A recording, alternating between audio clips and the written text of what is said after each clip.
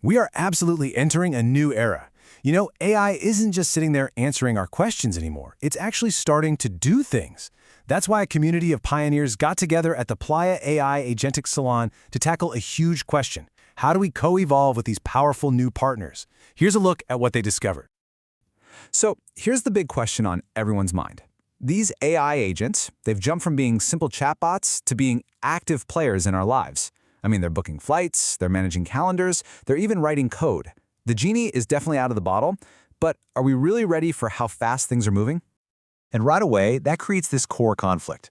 I mean, for these agents to be truly useful, they need a certain amount of autonomy, the freedom to act for us. But let's be real. Giving that much power to a non-human intelligence, well, that requires a level of safety and trust that we're all still figuring out how to build. Parham Ramazani, who runs a tech company out in Dubai, he just put it so perfectly during the salon. He asked, how do you make something like autonomous enough to be useful, but not so autonomous that you'll be nervous about it?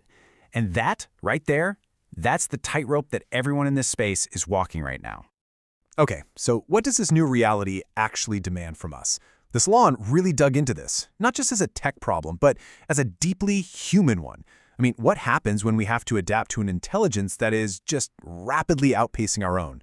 Well, the answer seems to start with a personal shift. The community came up with this really powerful metaphor for it: molting.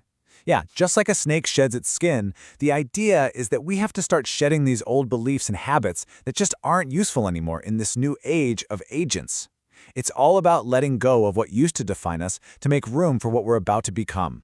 So, what's the first skin we have to shed? The illusion of total control. This is a huge one, especially for tech people who are so used to systems that are predictable and do exactly what you tell them. As developer Severin Deutschmann said, you have to let go of control to a certain degree. And yeah, that's a scary thing. All right, the second molt is all about moving past that old myth of the lone genius. You know, the idea of one person solving everything. That's being replaced by a much more collaborative model, where we partner with AI. Yelenia Balbinot from the creative world suggested we need to shed that Lone Ranger attitude to really embrace this new collective way of working. And this leads to maybe the deepest shift of all: redefining our own self-worth. For so long, our value has been tied to our productivity. But what happens when an AI is just plain better and faster?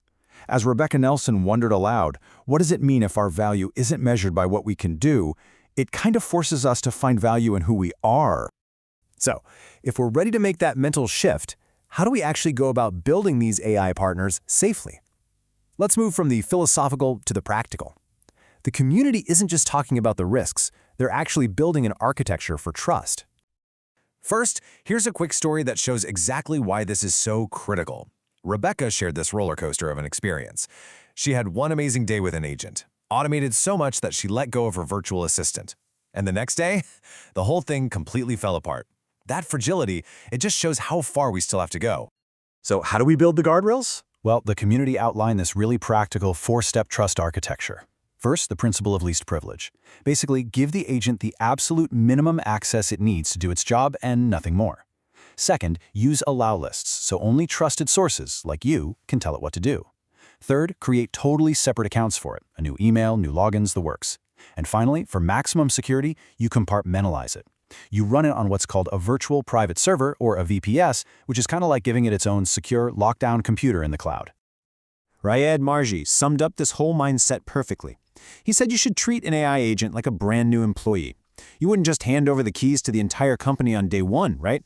No, you'd create new accounts for them and grant permissions carefully. It's the exact same logic here. But look, it's not just about how we build these tools. It's also about how we use them. A really key insight from neuroscientist David Rock is this idea of partnering, not just offloading. If we just delegate all our thinking, our own brains can get a little lazy.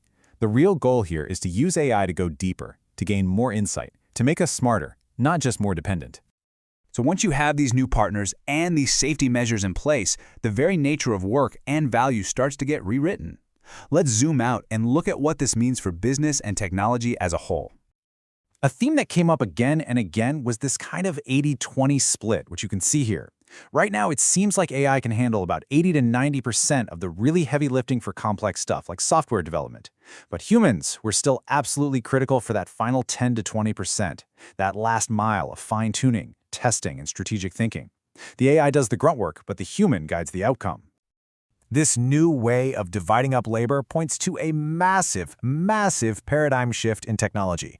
The mantra that's starting to emerge is simple, but it's powerful. AI, not UI. So what on earth does that actually mean? Well, for decades, the value in software was the user interface, the screen you tap on. But as we start just talking to our AI agents, that visual screen becomes less important.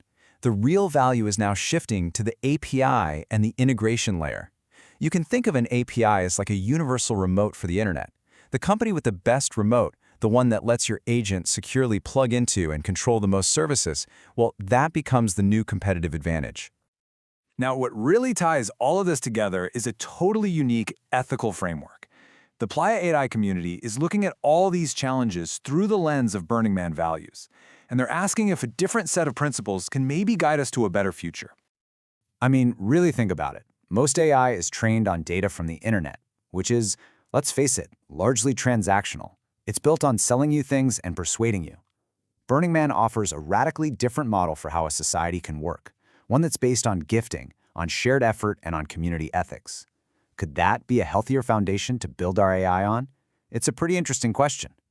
And that's really the core mission of the Playa AI Foundation, the folks who hosted this whole salon. Their work is all about three things: guiding this co-evolution between humans and AI, developing a new set of ethics and governance based on these unique principles, and then funding the art, research, and tech to actually bring that vision to life.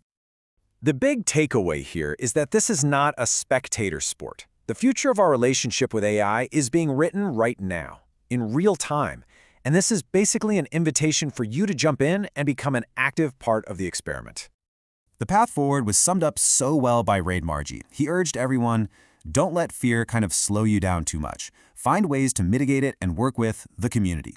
It's all about being bold, but doing it safely, and most importantly, doing it together. Which leaves us with this one last kind of provocative thought. When the history of superintelligence is finally written, what if its most hopeful chapter didn't begin in some corporate data center, but was actually born from a community dedicated to creativity, humanity, and radical inclusion out on the playa?